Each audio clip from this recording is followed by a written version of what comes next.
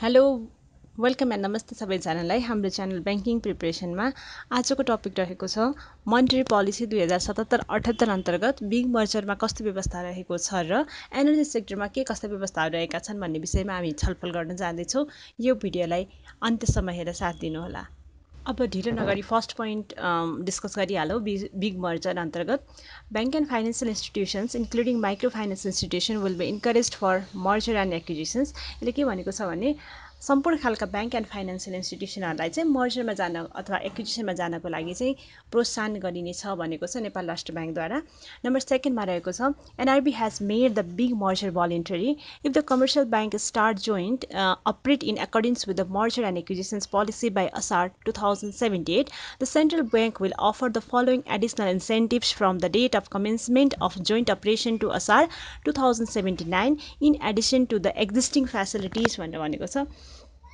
जस्तै यदि 2078 असारसम्ममा वाणिज्य ब्याङ्कहरूले अथवा कमर्सियल ब्याङ्कहरू एक आपसमा गाभ्ने र गाभिने नीतिगत व्यवस्था अनुरूप संयुक्त कारोबार सञ्चालन गरेमा संयुक्त कारोबार सुरु गरेको मितिबाट साबिकको सुविधाका अतिरिक्त 2079 असारसम्मका लागि देहाय बमोजिम थप सुविधा प्रदान गरिनेछ भनेको छ। अनि सुविधाहरूमा के रहेको छ त फर्स्ट पोइन्टमा हेरौँ। A. Discount will be given 0.5% point in mandatory cash ratio and 1% point in statutory liquidity ratio भनेछ। यसको मतलब अनिवार्य नगद अनुपातमा 0.5% र वैधानिक तरलता अनुपातमा 1% बिन्दुले छुट दिइनेछ भनेको छ। यस्तै गरी बी पोइन्टमा हेरौँ हामीले अब the allowed institutional term deposit collection limit will be increased by 10% points भनेछ। यसको मतलब यस ब्याङ्कबाट तोकिएको संस्थागत मुद्दती निक्षेप सङ्कलनमा सीमामा 10% बिन्दुले थप गरिनेछ भनेछ। थर्ड अनि यसै गरेर डी पोइन्टमा रहेको छ सी पोइन्टमा रहेको छ The deposit collection limit per institution specified by this bank will be increased by 5 percentage points भनेछ। यसको मतलब यस ब्याङ्कबाट तोकिएको प्रति संस्था निक्षेप सङ्कलन सीमामा 5% बिन्दुले थप गरिनेछ भनेको छ।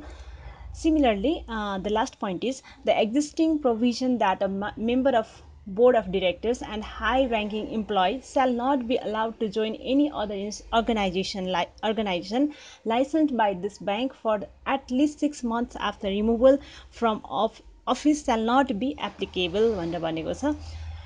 यसको मतलब कस्तो भनेदेखि सञ्चालक समितिका सदस्य र उच्च पदस्थ कर्मचारी पदबाट र हटेको कम्तीमा 6 महिना व्यतीत नभई यस ब्याङ्कबाट इजाजत प्राप्त अन्य संस्थामा आबद्ध हुन नपाउने विद्यमान प्रावधान लागू नहुने। अब यो एउटा जुन खालको प्रावधान थियो यसलाई चाहिँ लागू नहुने यो चाहिँ रद्द गरिएको छ भनेको छ। यी सम्पूर्ण रहे यदि कमर्सियल ब्याङ्कहरू चाहिँ बिग मर्जर र एक्विजिसनमा जान्छ भने चाहिँ उनीहरूलाई यस्ता खालका सुविधाहरू दिइनेछ भनेको छ। यसरी हेर्दाखेरि 77-78 को मोनेटरी पोलिसीले चाहिँ मर्जर एन्ड एक्विजिसनलाई डाइरेक्ट रूपमा अथवा फोर्सफुल्ली नभए पनि चाहिँ एउटा खालको प्रोत्साहन दिएर ब्याङ्किङ सेक्टरलाई अझै स्ट्रेन्थेन बनाउनको लागि चाहिँ मर्जर र एक्विजिसनमा जानको लागि प्रोत्साहन गरेको देखिन्छ यो सबै पोइन्ट्सहरूबाट। Now let's discuss the energy sector credit based on monetary policy 2077 and 78.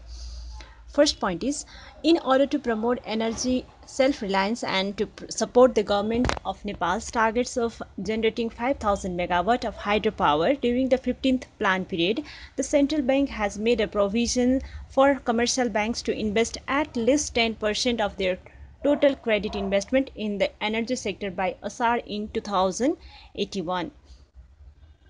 यसले के भनेको छ भने ऊर्जा आत्मनिर्भरता प्रवर्धन गर्न तथा नेपाल सरकारले 15 योजनामा राखेको 5,000 मेगावाट जलविद्युत उत्पादनको लक्ष्यलाई सहयोग पुर्याउन वाणिज्य ब्याङ्कहरूले 2081 असार मसान्तसम्म आफ्नो कुल कर्जा लगानीको न्यूनतम 10% ऊर्जा क्षेत्रमा लगानी गर्नुपर्ने व्यवस्था मिलाइएको छ भन्छ फर्स्ट पोइन्टले। अब डिस्कस गरौँ सेकेन्ड पोइन्टमा के छ। Let's discuss. Arrangements will be made for the commercial banks and have gained investment experience in the energy sector to issue energy bonds. It means जति पनि ऊर्जा क्षेत्रमा लगानीको अनुभव भएका कमर्सियल ब्याङ्क अथवा वाणिज्य ब्याङ्कहरू छन् ती ब्याङ्कहरूले चाहिँ ऊर्जा ऋण तथा एनर्जी बोन्ड जारी गर्न सक्ने व्यवस्था मिलाइएको छ भन्छ second पोइन्टले। Now let's discuss the third point. Provisions to be made for providing loans at a rate 1% higher than base rate for up to 5 years from the date of export of electricity to the electricity projects involved in construction of electricity projects and exports. यसले के भनेको छ भने विद्युत आयोजना निर्माण गरी विद्युत निर्यात गर्न सुरु गरेमा निर्यात सुरु गरेको 5 वर्षसम्म ब्याङ्क तथा वित्तीय संस्थाले उक्त परियोजनालाई आधार दरमा 1% बिन्दुले मात्र थप गरी कर्जा प्राप्त हुन सक्ने व्यवस्था मिलाएको छ भन्छ यो पोइन्टले चाहिँ। Now let's discuss the fourth point. In order to encourage investment in reservoir-based hydropower projects, an arrangement will be made for such projects to get loan by adding only 1% point to the base rate. It means जलाशय युक्त जलविद्युत आयोजनामा लगानी प्रोत्साहित गर्ने उद्देश्यले त्यस्ता आयोजनालाई आधार दरमा 1% बिन्दुले मात्र थप गरी कर्जा प्राप्त हुन सक्ने व्यवस्था मिलाइएको छ भन्छ। And let's discuss the last point. Arrangement will be made to partially capitalize the interest amount until the transmission line is constructed and is in operational stage in case of projects which could not be operated at full capacity due to the non-construction of transmission line even after completion of hydropower projects.